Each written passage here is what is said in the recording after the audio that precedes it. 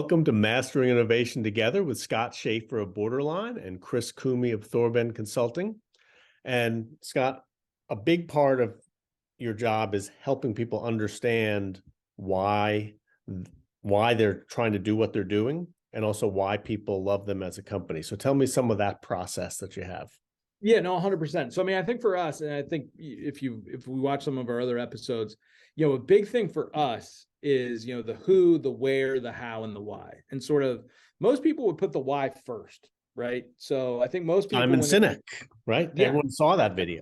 Yeah, no, when you think through the marketing continuum, I think, oftentimes people will put why first. And for me, that's not the most logical way to attack this. Like, the most logical way to attack it is to figure out who your buyer is, where they are, and then what are good channels to get to them, right? Like, is it good to hit them on social? Is it good to do video? Is it good to do podcasts? Is it good to do that? Let's get that stuff that's really easy to figure out from qualitative and quantitative research out of the way and locked. And then once we kind of have that as sort of our mission statement, then we get into the tricky part of the why, of what are these brand messages? What are these 3 or 4 key themes, or as people talk about in sort of the federal space, your win themes for your proposal? What are those things that are going to resonate, not just that you think are going to resonate, but actually effectively resonate, with end users? And so what we do is we take all of that learning from kind of our quantitative and qualitative research,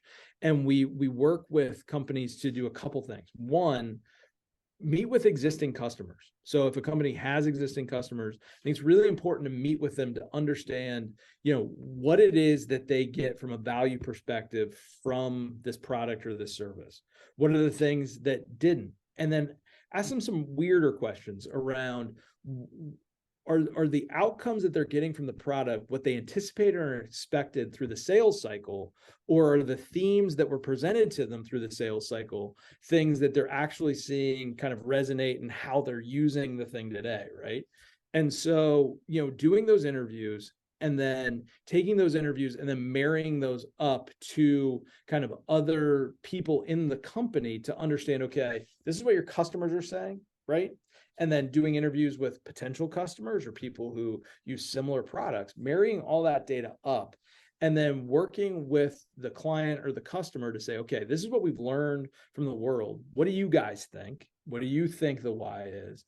And then using all of that to create like the ultimate 2 to 3 points that we really want to stress, whether that's, the value proposition of them, what's the benefit to the end user, painting the picture of the outcome. One of the things that I think is really important is a lot of times, it's not necessarily the process at which your product is going to work, right? In some instances, if you have a faster remote and you're selling remotes for televisions, then speed probably matters. And then not, when you're selling a SaaS solution or you're trying to get a toolkit to researchers, you've got to explain to them what the benefit of implementing this thing is to them, and sort of figuring out through the why process, what is the optimal benefit that's going to happen for these end users as a result of using this is really important for us. Yeah. What I've seen with other marketing companies is that they do all their thinking in a room, and then they go out and just kind of jam it out there, and without any input from end users, without any input from prospective customers. And then they wonder why it's not as effective. And then they blame something else. Yeah. And it's annoying, right? Because like, I think oftentimes annoying is not the right word. It's a tricky thing, right? It's more often than not, customers want to obviously get rolling on whatever it is, the thing that they've got. So if you have a SaaS solution, the hardest thing for us from a sales perspective is to say, listen, we need to take the first 30 days of this engagement and go through this environmental scan. And then we need to take another 15 to 20 to even 30 days to develop your win themes and your go-to-market strategy before we put boo into the world. Because we could throw spaghetti out and might lure one client. But if we do our due diligence and we do our work, when you work with a company like ours, from kind of our leadership with Greg and those kinds of things, we're in a position where we've all worked together for so long It's such a tight-knit team. If you give us this data, we can very quickly implement a strategy that, backed by finite and exact research, should work. And then if it doesn't, then there's harder conversations to have, right? Then is something wrong with the product? Is something not working with what you're offering? I think oftentimes everyone thinks that their product is the greatest thing that's ever been created. And there's only one sliced bread and there's only one example of night baseball. So I think more often than not, if you apply that due diligence from a research perspective, I think it gives you every opportunity to hit your home run. You can go out and not do your due diligence and throw a bunch of spaghetti at the wall and hit singles. But I don't think anybody that's in business got up today and said, hey, I want to be a AAA ball player who can hit singles. I think everybody wants to be a home run hitter in the major leagues. And the way you got to do that is by doing the work. There are very few guys who got to that level without doing it. But there's also the other side. Sometimes they're just in a market that's static or shrinking, or they have a Me Too product and there's a whole bunch of others that do the same thing with slightly different features. And those are a lot tougher to differentiate. And even if you have the greatest product in a dying industry, your trajectory, it's going to be hard to get a upward trajectory. And everyone's seen the hockey stick, right? They all did that in their presentation.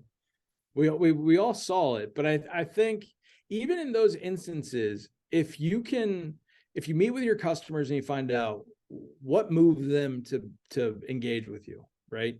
That same thing is likely to move someone else who, for you as the company, is likely to be that client that you're going to want, right? Versus somebody who will try this for a month, won't like it, won't work, they won't engage, they won't, retain it, and then they move on. I think for us, what we really try to figure out in the why is, how do we get those sticky clients who are going to stick around for, if it's a SaaS solution, the next 10 to 15 years. If it's a toolkit, how are we going to get that implemented into a hospital where people are going to use it and you're going to save lives? So I think that same methodology of understanding the human condition, it's like what we talked about really early on. It's ultimately marketing. It's a human thing. It's you and me sitting in a room figuring out how we can benefit each other. And I think oftentimes we put a lot of roadblocks for fluff, for padded billing or for ego or for vanity, that stand in the way of what ultimately we're all trying to do,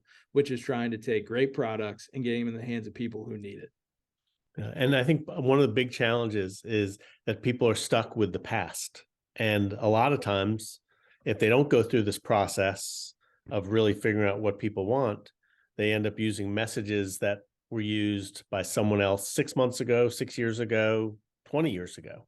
Exactly. Like, I think this business intelligence that you get through going through the process of quantitative and qualitative research has never been more important, because, like, to your point, in so many industries, there's so many identical or similar products, right? And what is, there's 50 different products that can help, inter-office team communication, right? But what is it about Slack that from an end user perspective that makes it better? And I think, doing the research to figure out what that is and then bearing down on it and promoting it that way is the best way to have kind of exponential rapid growth, but then also to get the clients that you want. You know what I mean? You don't need 1 million disengaged paying customers. You really need 100,000 highly engaged, super users. Except that last business model is what a lot of companies have gone to, is just give me someone's credit card so I can bill it every month, whether they're using it or not. Yeah. As long as I'm getting their $7 or $10. And it's kind of like the zombie companies have zombie customers. We're not a good fit for those people. Yeah. Well, thank you so much, Scott Schafer. Thanks for joining us for Mastering Innovation, and look forward to more exciting things that Borderline's doing. Thanks for having me, man. Thank you for mastering innovation together today with Thorben Consulting. This is Chris Koomey. We'd love to hear from you. If you enjoy the show, if you have any comments, questions, or just want to learn more about what we do. Thanks for joining us.